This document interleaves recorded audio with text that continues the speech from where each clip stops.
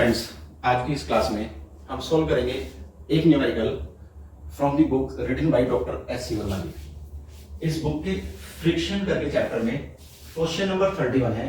ये question number 31 बोलता है कि एक small block of mass small m kept at left end of a larger block of mass capital M and length L.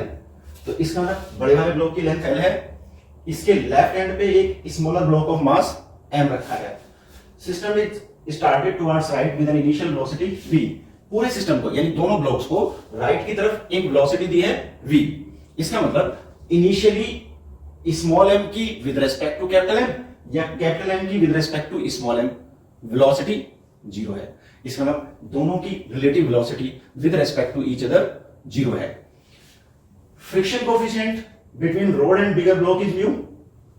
Road और bigger block के बीच में कोएफिशिएंट ऑफ फ्रिक्शन म्यू है and that between the blocks is mu by 2।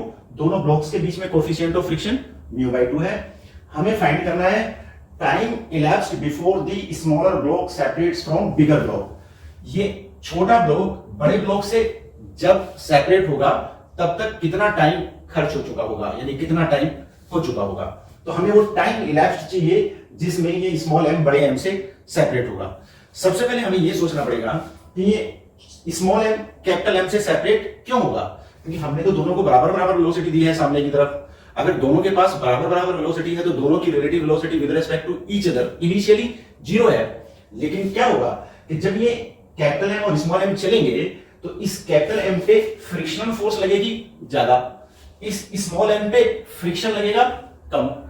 क्योंकि small m पे friction कम होगा तो इसकी स्पीड धीरे धीरे घटेगी, कैपिटल M पे फ्रिक्शन ज्यादा होगा तो इसकी स्पीड जल्दी जल्दी घटेगी।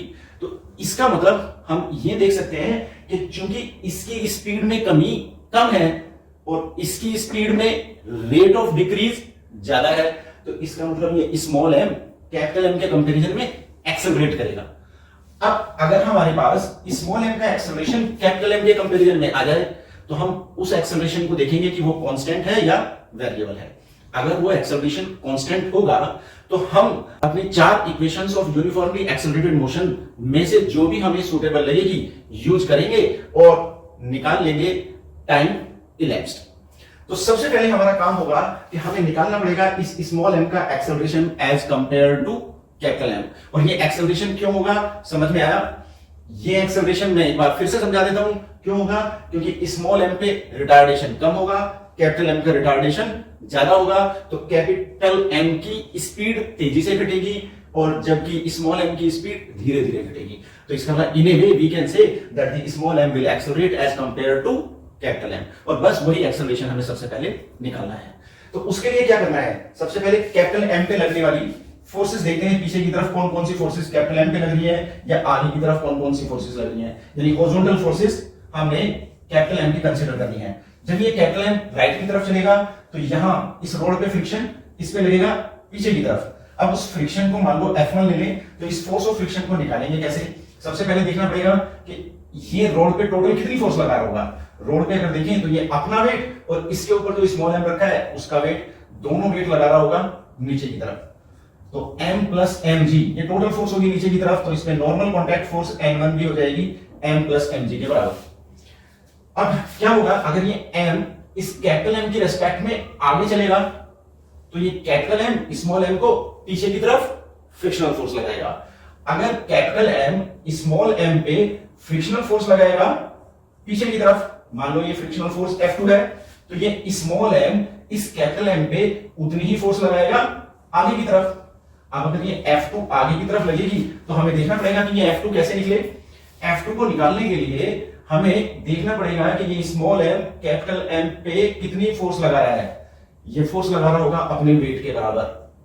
अगर वेट के बराबर फोर्स वर्टिकली डाउनवर्ड लगा रहा है तो स्मॉल m को capital M normal contact force N2 दे रहा होगा इक्वल टू mg। अगर ये N2 mg के इक्वल है तो ये F2 हो जाएगी म्यू बाई 2 इंटू N2, मतलब म्यू बाई 2 इंटू mg। तो ये हो जाएगी F2। अब ये सेम F2 इस कैपिटल M पे लगेगी in the direction of motion, तो म्यू बाई 2 mg। अब अगर कैपिटल M पे लगने वाली सारी फोर्सेस हम देखें तो उन फोर्सेस में हमें हॉरिजॉन्टल फोर्सेस दो दिखती हैं, F1 और F2, और ये हॉरिजॉन्टल फोर्सेस F1 और F2 में से F2 in the direction of motion है, F1 against the direction of motion है। इन दोनों का रिजल्टेंट नेट रिटार्डेशन प्रोड्यूस करेगा किसके अंदर, कैपिटल M के अंदर। तो सबसे पहले उस रिटार्डेशन को निकालते हैं। अगर रिटार्डेशन ऑफ कैपिटल M देखें तो A1 equal to net force F1 minus F2 divided by mass capital M। F1 minus F2 बोले तो F1 is mu N1 and N1 is M plus mg। अगर M plus mg N1 है तो ये value हटा देंगे तो हमारे पास आ जाएगा mu M plus mg minus F2 मतलब म्यू बाई 2 mg,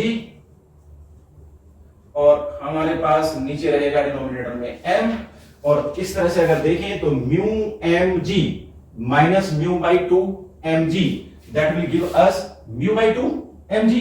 तो it means A1 will become mu and g common m minus m by 2 मतलब m by 2 plus m g divided by capital M। तो इस तरह से हमारे पास retardation आ गया capital M का। अब हमें क्या चाहिए होगा, अब हमें देखना होगा कि इस स्मॉल m का रिटार्डेशन कितना। अगर स्मॉल m का रिटार्डेशन देखना है तो स्मॉल m की डायरेक्शन ऑफ मोशन राइट की तरफ है, और इसके ऊपर फ्रिक्शनल फोर्स जो बिगर ब्लॉक लगा रहा है वो अपोजिट टू द मोशन लगा रहा है। तो only this force F2 will cause retardation in small m। अगर F2 की रिटार्डेशन प्रोड्यूस करेगी तो ये retardation A2 force upon mass यानी F2 upon small m। F2 is mu by 2 mg, इसको स्मॉल m से डिवाइड करें तो mu by 2 mg divided by m will give us mu by 2g। इस तरह से हमारे पास आ जाएगा A2। अब obviously we can see that A2 is smaller than A1। अगर A1 ज्यादा है और A2 कम है तो इसका मतलब कैपिटल M की स्पीड ज्यादा तेजी से घट रही है और स्मॉल m की स्पीड धीरे धीरे घट रही है। तो इसका मतलब स्मॉल m एक्सेलरेट कर रहा है as compare to capital M। अगर स्मॉल m एक्सेलरेट कर रहा है as compare to capital M तो हमें फिर वो एक्सेलरेशन चाहिए। तो acceleration of small m as compare to capital M अगर हमें चाहिए तो उसको हम a ले लेते हैं और a विल बी बड़े वाले एक्सेलरेशन में से छोटा वाला एक्सेलरेशन माइनस कर देते हैं, a1 माइनस a2। अगर a1 माइनस a2 बोले तो कैसे आएगा ये a1 minus a2, a is equal to a1 हमारा ये रहा mu m by 2 plus m g upon capital M minus A2 mu by 2 g। अब एलसीएम लेंगे तो m एलसीएम आ जाएगा और हमारे पास बचेगा म्यू और g दोनों ऊपर से कॉमन ले लेते हैं m by 2 plus capital M minus capital M by 2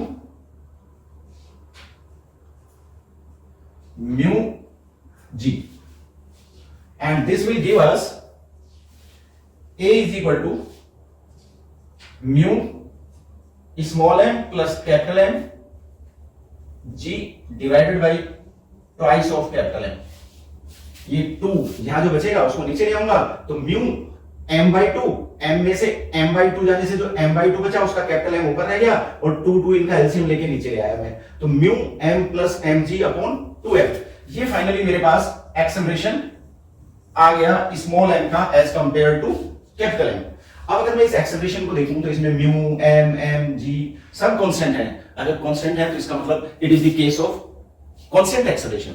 अगर कांस्टेंट एक्सेलरेशन है तो कांस्टेंट एक्सेलरेशन से स्मॉल m को स्मॉल l डिस्टेंस चलने में कितना टाइम लगेगा बस इतना निकालना है हमने। उसके लिए हमारे पास equations of uniformly accelerated motion है और s is equal to ut plus half at square लगा दूंगा। इनिशियली स्मॉल m की velocity with respect to capital M v minus v यानी 0, तो u 0 हो जाएगा। तो अगर s is equal to ut plus half at square लगाता हूं तो टाइम इलैप्स्ड t हमारे पास आ जाएगा n is equal to u0 तो ut 0 plus half a t square. और इससे t आ जाएगा हमारे पास 12 अपॉन a का under root, 12 upon a root. इसमें a की वैल्यू डाल देता हूं, तो a की वैल्यू डालने से ये t की वैल्यू आ जाएगी 2m ऊपर, 2 2 जा 4 ml डिवाइडेड बाई ये mu m plus m g नीचे, तो mu m plus capital M G। इस तरह से मेरे पास आ जाएगा वो टाइम जितने टाइम में ये स्मॉल m सेपरेट होगा कैपिटल M से। And I hope all of you would have understood how to find this time elapsed.